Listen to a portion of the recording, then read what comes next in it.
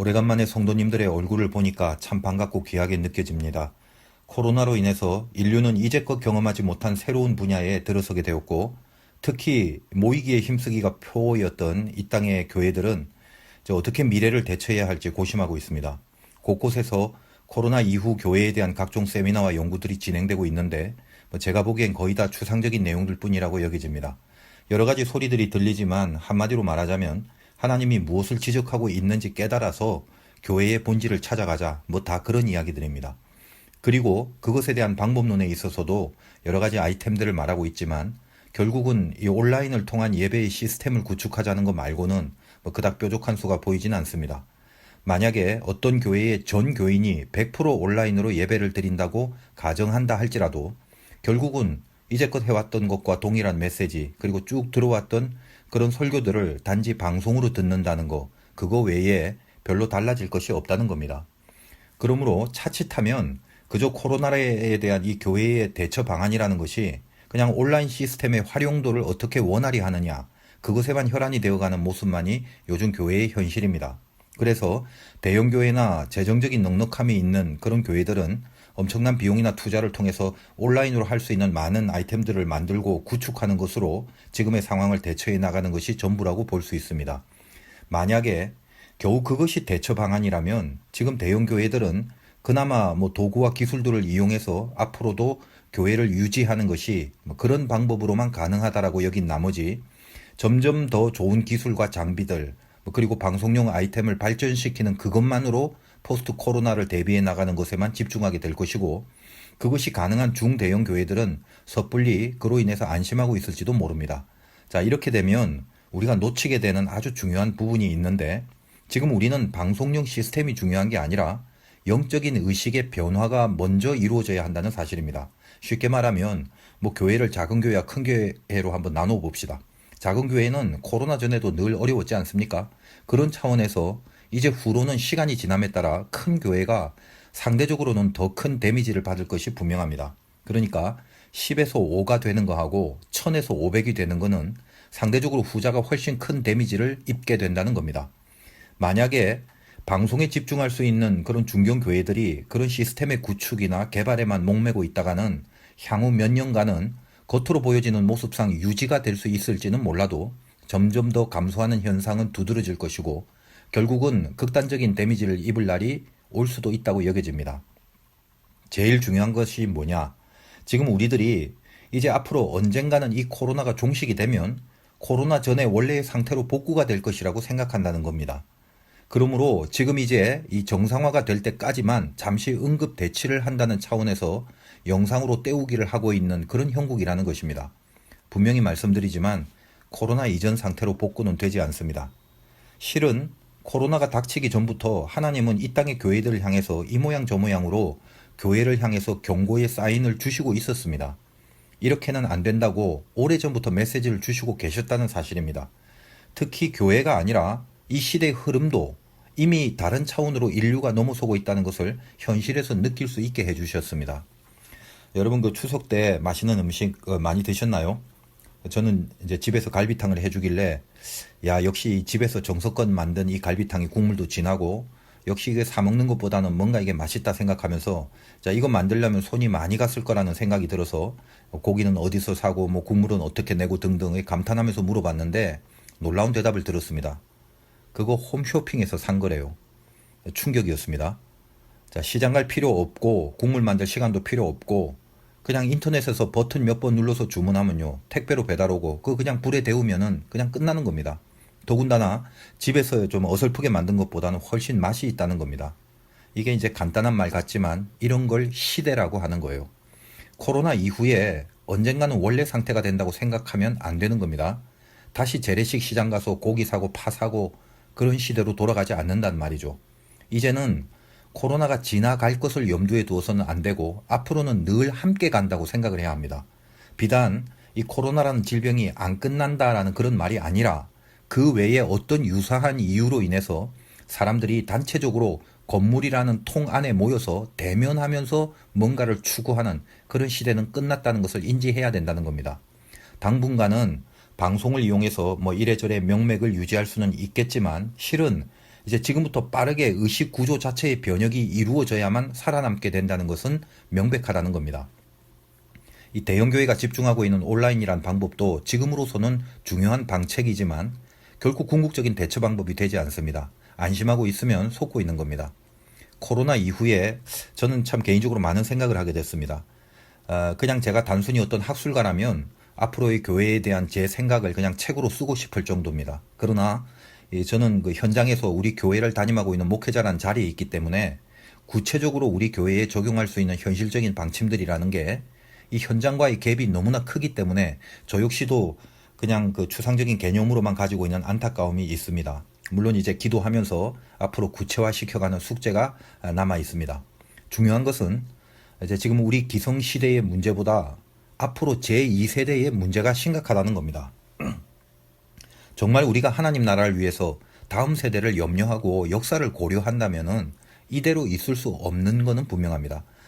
지금 시대의 정서가 특히 제2세대들에게는 이 기성세대와는 확실히 다른 정서라는 것을 인지하고 있어야 됩니다. 자, 코로나가 종식된다 할지라도 교회라는 건물 안에 모여서 예배를 드려야 하는지에 대한 깊은 성찰들이 생겼습니다. 지금 우리 기성세대들은 야, 지금은 어쩔 수 없으니까 온라인 예배 드리지만 상황이 호전되면 반드시 예배당에 모여서 예배를 드려야 한다. 이런 주장을 하지 않습니까? 그러나 이미 젊은 세대들은 온라인으로 드린다고 해서 뭐가 잘못인가 하는 생각을 하게 되었다는 겁니다. 자, 진심으로 중심으로 하나님 앞에 집중하면서 온라인 예배를 드리는데 그게 뭐 잘못인가? 이런 생각을 하게 된다는 겁니다. 자, 그게 잘못인지 아닌지를 따지기 전에 이미 이 시대가 그렇게 할 수밖에 없는 국면으로 이미 전환됐다는 거예요. 기성세대들은 온라인이라는 게 익숙하지는 않지 않습니까? 어색하죠. 그런데 몇 개월 해보니까 조금 젊은 층들은 어때요? 야, 이것도 뭐 나름대로 은혜가 되네. 굳이 모일 필요가 있나? 교회당에 갈 필요가 있나? 이런 생각들을 하는 사람들이 생겨지기 시작했습니다. 뭐 젊은 층들, 청년이나 청소년부, 주일학교 아이들은요, 이미 온라인이라는 것이 굉장히 익숙한 세대거든요. 자, 어른들은 핸드폰 같은 거 하나 사면 무지하게 두꺼운 사용 설명서 그 일일이 다 보려고 합니다. 그것도 이제 눈이 침침해서 다 보지도 못하고 그냥 뭐 전화하고 문자 보내고 카톡 정도 하는 거 그것으로 기능을 다 합니다. 그러나 요즘 애들은 완전히 다른 인류라는 걸 알아야 돼요. 요즘은 이제 제가 잘은 모르지만 스마트폰 사면 뭐 상세한 뭐 설명서 두꺼운 거 이런 거 들어있지도 않습니다. 그냥 기계를 이렇게 던져주면 장난감 만지듯이 몇 번 가지고 놀다가 금방 터득해버려요. 이게 이 시대입니다. 젊은이들은 이미 익숙해져 있다는 거예요. 저희 집에 문을 열고 들어오는 사람이 누군지, 할머니인지, 뭐 집사람인지, 애들인지 집 안에서 바로 알 수 있습니다. 비밀번호 누르는 속도를 보면요, 금방 알아요. 애들은 그냥 뭐 다다다다 끊어짐이 없어요. 그냥 정광석화 같은 속도입니다. 그런데 삐 하고 한 개 누르고 한참 있다가 또 삐 하고 그러면요, 그 볼 것 없이 할머니거든요. 그런 젊은 층들에게 이제 다시 예배당으로 무조건 모여야 한다는 주장을 고수한다면 코로나가 아니라 할지라도 이미 무조건 모여야 한다는 당위성은 적용이 될 수 없는 차원에 들어서게 됐다는 거, 이걸 직시해야 한다는 것입니다. 분명히 새로운 교회상에 대한 변형이 이루어져야 함은 분명합니다. 변혁이 돼야 되는 거죠. 명품 가방 중에 에르메스라는 제품이 있습니다. 뭐 프라다나 루이비통 같은 명품들 위에 지존으로 군림하는 명품입니다. 뭐 최소 1,000만 원에서 수억에 걸친 가격인데도 이거 주문해서 2년은 지나야 제품을 받을 수 있을 정도입니다. 한 땀 한 땀 그야말로 이제 손수 장인들이 직접 바느질을 해서 만든 가방인데 1837년에 시작해서 무려 183년 동안을 에르메스 특유의 그 바느질 공법으로 제품을 만들어 왔습니다. 원래 그 회사가 가방 만드는 회사가 아니라 말 안장하고 마구를 만드는 회사였는데 1918년에 자동차가 등장하면서 이제 말들이 사라지기 시작합니다. 그럼에도 끝까지 말 안장을 만들겠다는 모든 회사들은 전부 도산하게 돼버렸죠. 그런데 에르메스사의 창업주 3대 손인 에밀 에르메스는 야, 자동차 때문에 사람들은 더 많이, 더 멀리 여행을 하게 될 것이다 라고 판단하고 가방이 절실히 필요한 시대가 올 거다라는 걸 깨달았습니다. 그래서 에르메스만의 공법을 살려서 즉시 가방을 만드는 회사로 모든 시스템을 변혁을 했습니다. 그것이 이제 오늘날 에르메스가 세계 최고의 명품 회사가 된 그 시작이라고 볼 수 있는 겁니다. 마찬가지로 지금 이 시대는 위기가 아니라 이제 진검승부를 요구하시는 하나님의 부르심이라는 것을 알고 나 자신을 하나님 앞에서 만들어가는 일에 스스로 책임을 지고 가야 할 것을 요구받았다라고 생각합니다. 정신의 변혁을 요구하시는 하나님의 섭리를 느낄 수 있어야 한다는 겁니다. 그러므로 저는 우리 교회같이 역사가 오래되고 특히 어르신들이 많은 현실 상황 속에서 이 문제를 어떻게 구체적으로 풀어가야 하는가에 대해서 거의 매일 고민하고 있는 중입니다. 일단 각설하고 가장 중요한 것이 무엇인가 하면 이제는 각계전투 시대가 온 겁니다. 같이 밭을 갈다 같이 맷돌질 하다가 혼자가 되는 겁니다. 한 명만 데려갑니다. 우르르 모여있는 단체를 한 번에 퉁쳐서 하나로 취급하지 않는단 말입니다. 지금까지 우리가 주일 되면 교회라는 건물에 들어오는 순간 그 각각의 사람의 내면이 어찌됐든 간에 전부 다 한 족속이었는데 이제 그렇게 여기지 않는 시대가 온 것입니다. 저는 예전부터 바로 이 현상을 종말이라고 설명을 해왔습니다. 우리가 그동안 교회에서 얼마나 열심히 밭 갈고 맷돌질하고 살아왔습니까? 밭 가는 거가 중요한 게 아니라 맷돌질하는 게 중요한 게 아니라 데려감을 당하냐 안 당하냐 그 싸움을 피할 수 없게 된 거단 말입니다. 잘 생각하셔야 됩니다. 밭 가는 일, 맷돌질 하는 일이 데려감을 당하는 일에 아무런 상관이 없다는 말이죠. 코로나는 바로 이것을 분명하게 가르쳐주고 있습니다. 자, 제가 목회라는 밭을 갈고 예를 들면 옆에 있는 목사도 목회라는 밭을 열심히 갈고 있는데 한 명이 데려감을 당하는 겁니다. 아니 나도 밭 갈았잖아요. 왜 쟤만 데리고 가요? 그랬더니 주님이 누가 너보고 밭 갈라고 그러디? 이 시대가 온 거란 말입니다. 여러분은 지금 제가 이렇게 말씀드려도 실감과 체감을 아직 못할 겁니다. 이제 시간이 지나면 제가 드린 말씀을 다 까먹게 되겠지만 성경에서 분명히 말하고 있는 메시지라는 것을 알고는 계셔야 됩니다. 교회가 뭡니까? 교회를 헬라어로 에클레시아라고 합니다. 에크는 밖으로라는 뜻이고 칼레오는 부른다는 뜻이거든요. 그러므로 교회는 밖으로 부른다라는 의미입니다. 세상 밖으로 불러낸 사람들, 이게 교회의 본질입니다. 신약 성경 읽다가 교회란 단어가 나오면요, 우리들은 이미 상상을 하게 되지 않습니까? 교회 간판 걸려있고 십자가 빨갛게 빛나고 평수는 얼마나 될까, 벽돌은 빨간색일까 노란색일까. 그러나 그 당시 신약시대의 헬라어를 통해서 성경을 읽는 사람들에게 있어서 교회, 즉 에클레시아라는 말이 나오면요, 무조건 사람들을 생각하게 됩니다. 그들은 건물을 생각하지 않는단 말이에요. 세상의 사람들이 아니라 하나님이 불러낸 사람들, 에클레시아, 그것이 교회의 본질입니다. 이에 해당하는 성경에 너무 많은 구절이 있지만 고린도전서 16장 19절에 보니까 아시아의 교회들이 너희에게 무난하고 아굴라와 브리스가와 및 그 집에 있는 교회가 주 안에서 너희에게 간절히 무난하고, 자 여기 표현에 그 집에 있는 교회가 라고 되어 있죠. 집 안에 무슨 교회 건물이 들어가 있는 게 아니지 않습니까? 그 집의 구성원들이 교회였다는 말입니다. 다시 말해서 그 집의 사람들이 전부 다 하나님이 세상 밖으로 불러낸 자들이란 뜻입니다. 우리가 흔히 교회라고 정의하는 예배당은요, 바로 그 불러낸 사람들이 모여 있을 수 있게 하는 어떤 물리적 공간과 편의적 장소를 말하는 겁니다. 그런데 바로 그 물리적 편의 시설로서의 건물이 하나님의 자리를 대신해서 금송아지가 되어버렸습니다. 그 안에 그 건물을 유지하기 위해서 조직과 돈과 자리와 어떤 권세의 하이라키들이 구성되기 시작하면서 헤롯 성전에 타락한 사두개인들처럼 교회는 기업이 되어버렸고, 그 기업을 통해서 인간적인 이익이 섞여 있는 어떤 상태와 관계만이 교회를 유지하는 베이스가 되어버렸습니다. 그래서 교인이 교회를 떠나는 이유는요, 대부분이 자기 이익과 자기 유익이 떠났기 때문이 아니었습니까? 반면에 자기에게 하나님이 떠나버려도 자기 이익이 존재하는 한 교회는 여전히 다니고 있습니다. 이것이 오늘날 교인들의 정체성입니다. 교회는 금송아지와 같은 회사가 되어버렸습니다. 주님이 말씀하시기를 이 산에서도 말고 예루살렘에서도 말고 너희가 아버지께 예배할 때가 이르리라. 아버지께 참되게 예배하는 자들은 영과 진리로 예배할 때가 오나니 곧 이때라. 여러분 바로 이때를 말하는 거 아닙니까? 제가 전에 이 부분에 대한 설교를 한 적이 있죠. 아버지는 자기에게 이렇게 예배하는 자들을 찾으시느니라. 어떻게 예배하는 자들을 찾는다고요? 신령과 진정으로.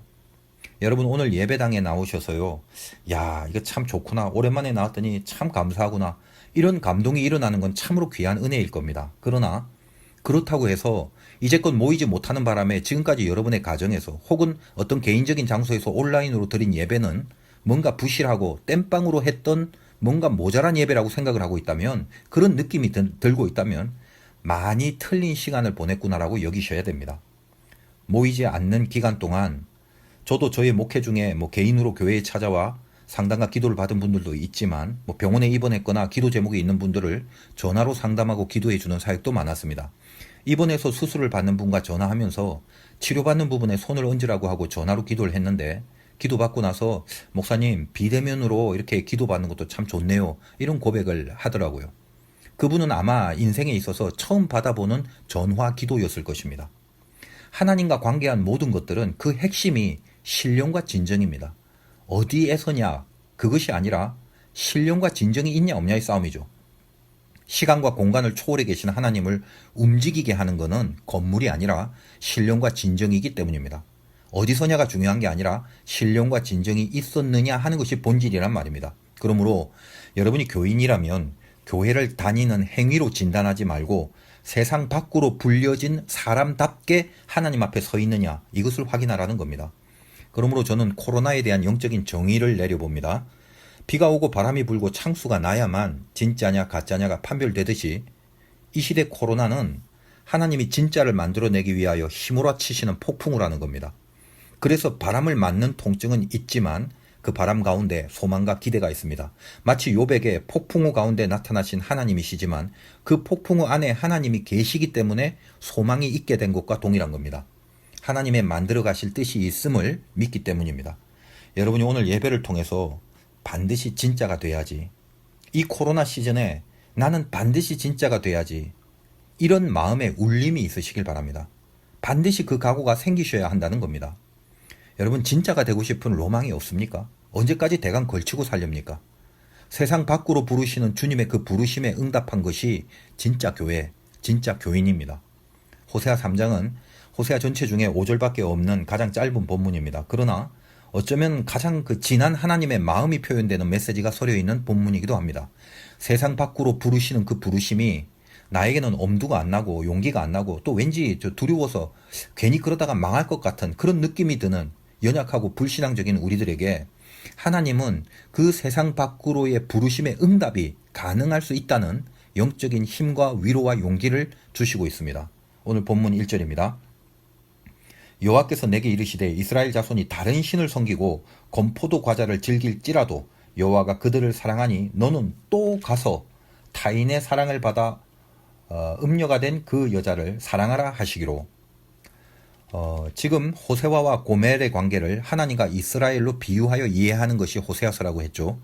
하나님의 백성이 세상 섬기고 건포도 과자를 즐긴답니다. 건포도는 우상에게 제물로 바치는 그런 음식인데 이 말은 하나님을 버리고 우상을 섬기는 이스라엘에게 하나님은 그들을 사랑하신답니다. 너는 또 가서 음녀가 된 고멜을 데려오라 이렇게 말합니다. 여기 중요한 단어가 또라는 글자죠. 또 가랍니다. 모르긴 해도 반복되는 죄성을 계속 가지고 있다는 거죠. 고멜이 반복적으로 집을 나가서 다른 남자에게 간다는 겁니다.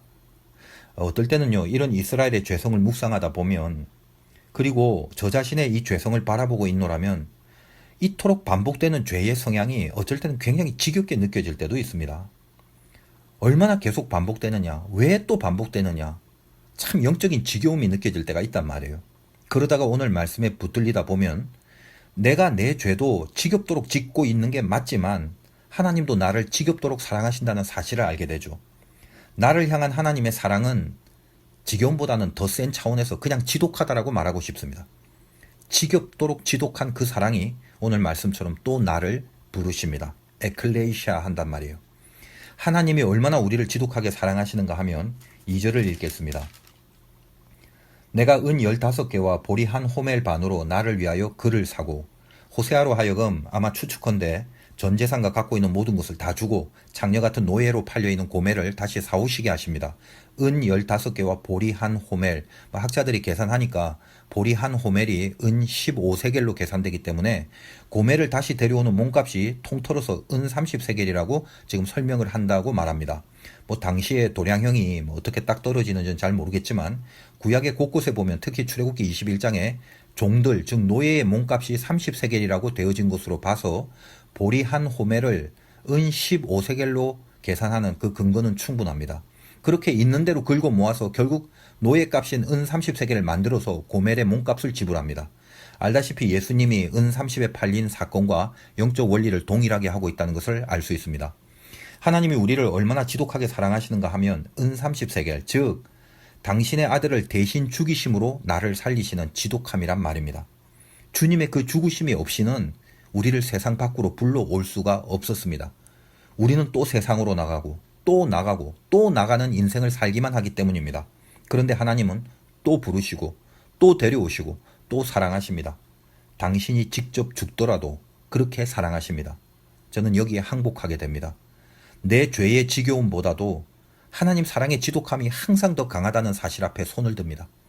그리고 세상 밖으로 부르시는 하나님의 부르심 앞에 용기를 내게 됩니다. 저는 우리를 일으키시는 힘이 하나님의 사랑이라고 늘 말씀드리지 않습니까? 사랑 앞에 두려움이 없나니 세상 밖으로 나가서 망하고 죽을 것 같은 그 두려움은 나를 사랑하시는 그 사랑 앞에서 사라지게 된다는 겁니다. 이제 호세아를 통한 이 호소가 과연 여러분에게 능력이 될 수 있는가? 나를 지독하게 사랑하시는 그 사랑이 우리를 일으킬 수 있는 힘이 될 수 있는가? 그럴 수 있는가 아닌가? 이 부분이 남아 있습니다. 하나님이 나를 사랑하신다는 이 사실을 사실 우리는 수천 번 수만 번 듣고 살아갑니다. 이 복음이 귀로만 들어서 될 말입니까? 사랑은요, 영혼의 가슴으로 받는 거지 이론의 메아리로 끄떡거리는 것이 아닙니다. 신령과 진정이란 말은 가슴 싸움이지 머리 싸움이 아니란 말이죠. 이론의 메아리로 끝나버리는 사람에게는요, 저 깊은 곳에서 아주 얄팍한 악지능이 도사리고 있게 될 겁니다. 그게 뭐죠? 야, 또 사랑한대. 하나님이 지겹도록 지독하게 또 부르신대. 그러면 나는 또 세상으로 나가도 되는 거 아니야? 어차피 또 부르신다는데. 인간의 가장 흉측한 죄성이 뭔지 아십니까? 하나님의 그 깊은 눈물의 사랑을 자기 죄를 또 저질러도 괜찮다는 정당성으로 이용하는 거거든요. 그런 사람은 진짜 하나님의 사랑을 받은 사람이 분명히 아닌 거죠. 인간의 가치가 무엇입니까? 자유 아닙니까? 진리가 너희를 자유케 하리라. 하나님이 나를 사랑한다는 그 진리가 내 스스로 내 죄악을 끊어버리는 자유를 발휘할 수 있게 만드는 거, 이게 자유의 가치고 이게 인간의 고결함입니다. 여러분이 인간이기를 거부하지 말기 바랍니다. 하나님의 사랑의 대상이기를 거부하지 말기 바랍니다. 그렇게 부르신 그 사랑 앞에서 우리가 이제 나아가게 되었습니다. 자, 그리고 나서 그럼 다 된 건가? 오늘 이 호세아 3장 전체는 짧지만 인간 구원의 큰 단계들을 요약해주는 내용입니다. 3단계였죠, 항상. 첫째, 주님의 죽으심으로 우리를 죄와 세상으로부터 불러서 데리고 나오셨다. 출애굽이죠. 둘째, 부르신 후에 우리에게 그 불러주신 자리를 지키는 싸움을 하게 하십니다. 광야 아닙니까? 3절 보겠습니다. 그에게 이르기를 너는 많은 날 동안 나와 함께 지내고 음행하지 말며 다른 남자를 따르지 말라. 나도 내게 그리하리라 하였노라. 많은 날 동안 너에게 거룩이 익숙해질 때까지, 애굽의 근성이 다 끊어질 때까지 죄와 싸우는 시간이 광야에서 필요하다는 겁니다. 여기가 실은 우리들의 영적 광야라고 했죠. 애굽에서 나오는 즉시 애굽의 근성이 전부 사라지지 않는다고 그랬지 않습니까? 그래서 광야가 필수라고 말했어요. 고멜을 향한 이 내용을 이스라엘에게 적용시킨 것이 바로 4절입니다. 이스라엘 자손들이 많은 날 동안 왕도 없고 지도자도 없고 제사도 없고 주상도 없고 에봇도 없고 드라빔도 없이 지내더라. 무슨 말입니까? 이거는 지금 북이스라엘이 아수르에게 멸망당한 이후의 모습들을 말하는 건데 아무것도 없습니다. 예배를 드릴 수도 없고 제사를 지낼 수도 없다고요. 아무것도 없는 광야의 연단의 시기를 상징하는 내용입니다. 가나안으로의 실력을 만들어야 하는 자기와의 싸움의 시간들을 말합니다. 자, 그리고 나서 셋째, 완성과 영광과 은총의 자리, 가나안 필드죠. 그쪽으로 나아가게 된다는 겁니다. 5절 보겠습니다. 그 후에 이스라엘 자손이 돌아와서 그들의 하나님 여호와와 그들의 왕 다윗을 찾고 마지막 날에는 여호와를 경외함으로 여호와와 그의 은총으로 나아가리라. 우리 신앙 과정에서 제일 중요한 부분이 광야라고 말씀드렸지 않습니까? 하나님의 사랑이 죽음의 값을 치르고 고멜을 데려온 것처럼 우리를 세상에서 불러오셨습니다. 저는 이 호세아서를 읽으면서 고멜이 정신 차렸다는 내용 한 번도 본 적이 없어요. 그게 우리들 아닙니까? 고멜이 너무하네라고 보지 마십시오. 우리를 겨냥한 하나님의 메시지입니다. 그렇게 집을 나간 고멜을 전 재산을 다 주고 또 불러오십니다. 고멜은 자기가 한 게 없습니다. 그리고 결국은 마지막 완성과 은총의 자리로 결국은 이끌어 가실 약속을 이루십니다. 그러므로 고멜에게 있어서 가장 중요한 자리는 그를 불러낸 시점인 1절과 2절이 아니라 혹은 완성된 시점의 5절이 아니라 바로 3절입니다. 이스라엘로 치면 이제 4절이죠. 광야입니다. 세상 밖으로 불려진 자리에서 그 자리를 싸워서 지켜야 하는 바로 그곳입니다. 여기가 영적 광야라고 그랬죠. 자기 자유를 발휘할 수 있는 훈련과 습성과 인격을 만들어내야 하는 숙제가 있는 자리입니다. 그런데 늘 여기가 힘들기 때문에 무너질 때 늘 여기서 무너집니다. 늘 여기서 빗나갑니다. 늘 여기서 포기합니다. 바로 이 처절한 싸움 안에 우리가 다시 이 광야에서라도 승리할 수 있는 은혜, 그 은혜가 무엇인가를 말씀하시는 장면이 있습니다. 3절을 다시 읽겠습니다. 그에게 이르기를 너는 많은 날 동안 나와 함께 지내고 음행하지 말며 다른 남자를 따르지 말라. 나도 내게 그리하리라 하였노라. 고멜의 성향상 불러서 데리고 나왔지만 그것이 어떤 대가를 치른 것인 것을 뻔히 알면서도 이미 그 안에 우글거리는 죄와 이 세상의 성향들이 너무도 강력하다는 겁니다. 하나님 우리에게 말씀하십니다. 우리도 마찬가지죠. 내가 아들을 죽임으로 너를 세상에서 불러 데리고 나왔으니 자 이제 알아서 해라. 어디 한번 또 집 나가기만 해봐라. 내가 벼르고 있을 테니까. 그렇게 하시지 않는다는 겁니다. 오늘 말씀의 제목이 뭡니까? 나도 내게 그리하리라. 3절 마지막이죠. 고멜이 자기를 죽이는 처절한 싸움을 하는 동안 하나님도 나도 내게 그리하리라. 하나님도 그리하신답니다. 하나님도 자기를 죽이시는 일을 하신답니다. 너 어디 한번 또 집 나가기만 해봐. 이렇게 벼르고 있는 것이 아니라 고멜이 자기를 죽이는 싸움을 하는 동안 우리가 영적 광야에서 애굽을 버리고 애굽을 잘라내는 그 피 흘리는 싸움을 하는 동안 하나님도 자기를 죽이시는 일을 그리 하신답니다. 여차하면 칼을 들고 심판하고 치워버려야 될 그런 우리들의 죄성 앞에서 하나님은 그 벌을, 그 심판을 스스로 죽이시고 우리들의 싸움과 같은 자기 싸움에, 즉 자기 죽음의 싸움을 스스로 하고 계신답니다. 지금 싸우고 있는 나를 위해서 하나님도 자기를 죽이시며 함께 하신답니다. 내가 죄를 끊어내는 동안 하나님은 벌과 심판을 끊어내고 있답니다. 왜요? 하나님은 우리를 믿으시기 때문입니다. 잊지 마세요. 하나님이 나를 믿으십니다. 우리가 하나님을 믿는 것보다 더 깊이 우리를 믿으십니다. 사랑은요, 믿는 것이기 때문입니다. 그래서 나도 그리하리라라는 약속을 우리에게 주실 수 있는 겁니다. 여러분 힘들 때 나를 사랑하고 나를 믿고 계신 그 우리 하나님 한번 생각해내지 않으시렵니까? 내가 싸우는 동안 혼자가 아니라 그리고 하나님이 멀리서 잘하나 못하나 보자 하고 벼르고 있는 것이 아니라 내가 이 힘겨운 싸움을 하는 동안 그 싸움의 힘겨움을 멀리서 관람만 하시는 하나님이 아니라 같이 힘들게 싸우시는 하나님이 내 옆에서 나를 믿고 사랑하십니다. 이것이 내가 믿는 하나님입니다. 히브리어는 이중적인 상반된 뜻을 갖고 있는 경우가 많다고 그랬지 않습니까? 하나님 자체가 반전의 하나님이시기 때문에 그런데 이 고멜이라는 이름의 뜻은 1차적으로는 막장, 끝이다 이런 뜻도 있고 완성이라는 의미도 있습니다. 상반된 두 가지 의미가 같이 있는 거죠. 막장의 삶을 사는 사람이 하나님의 사랑과 만나면 완성된다는 것이 메시지입니다. 고멜 같은 우리들에게, 막장 같은 우리들에게 나도 너에게 그리하리라 이렇게 약속하신 이 깊고 강한 사랑하심이 우리가 완성될 때까지 함께 하심을 보장받는 신자들만의 특권이고 교인들의 능력이고 참된 교회의 정체임을 이 말씀 가운데 깨달아 기필코 승리하시는 영광이 있으시기를 주님의 이름으로 축원드립니다.